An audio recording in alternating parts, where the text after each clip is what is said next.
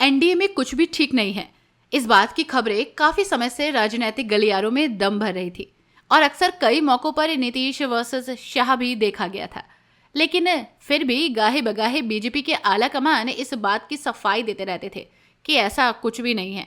NDA में सब कुछ ठीक है, लेकिन इस खबर ने तूल तब पकड़ा और ज्यादा पकड़ लिया जब एक ही महीने में बीजेपी के अध्यक्ष जेपी नड्डा दोबारा बिहार पहुंच गए। अटकलें इस बात की भी लगाई गई कि वो बीजेपी और नीतीश में बिगड़ रही तालमेल को ठीक करने के लिए वहां गए हैं। जब उनका पहला दौरा बिहार में हुआ तो उस वक्त तो नीतीश ने खुले दिल से उनका स्वागत किया और बाद में ये सफाई भी दी कि वो फिर से पलटी मारने की तैयारी में नहीं है। लेकिन दोबारा जब जेपी नड्डा बिहार आए तो ऐसा बताया गया कि नीतीश ने उनसे मिलना भी जरूरी नहीं समझा और ना ही कोई सफाई देने के लिए तैयार हुए। बजाय मिलने के वो दिल्ली के लिए निकल गए। तमाम खबरों की हेडलाइन ये भी बनी कि नीतीश दिल्ली में अमित शाह और नरेंद्र मोदी से मुलाकात कर सकते हैं। लेकिन नीतीश दिल्ली से वापस भी आ गए, पर बीजेपी के किसी दिग्गज नेता से उनके मिलने की खबरें सामने नहीं आई। ऐसे में राजनीतिक जानकार एक बार फिर इस बात का अंदाजा लगाने लगे हैं कि कहीं नीतीश फिर से बड़ा उलटफेर करने के चक्कर में तो नहीं और ये आने वाले तूफान से पहले की शांति तो नहीं है। कहने वालों ने तो यहाँ तक कह दिया है कि तेजस्वी यादव और आरजेडी के अन्य नेताओं की तरफ से और नीतीश कुमार की तरफ से जानबूझकर एक दूसरे के खिलाफ बयानबाजी भी इसलिए की गई ताकि होने वाले बड़े खेल के बारे में बीजेपी नेताओं और मीडिया हाउसेस को भनक ना लगे।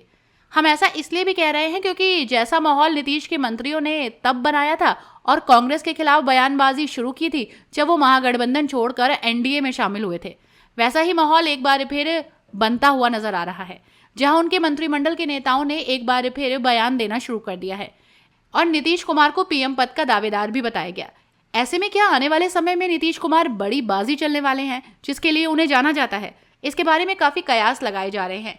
जेडीयू के अल्पसंख्यक कल्याण मंत्री और नीतीश कुमार के बेहद करीबी जमा खान ने मीडिया हाउस से बात करते हुए कहा, देश का कमजोर वर्ग सोचता है कि कैसे नीतीश कुमार दिल्ली पहुंचे।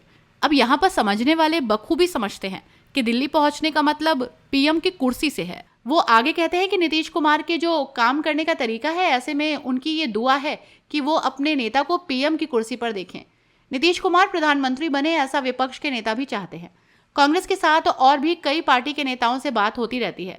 अगर नीतीश कुमार पीएम पद पर आते हैं तो सब लोग उनका समर्थन करेंगे।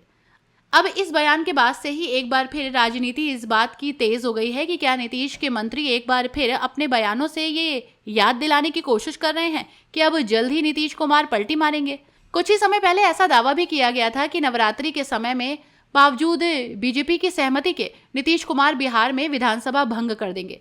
ऐसे में देखना ये होगा कि क्या सच में नवरात्रि में नीतीश विधानसभा भंग करते हैं और विधानसभा भंग के साथ ही क्या एक बार फिर पलटी भी मारते हैं। इन तमाम बातों से जुड़ी अपडेट के लिए देखते रहिए #भारत।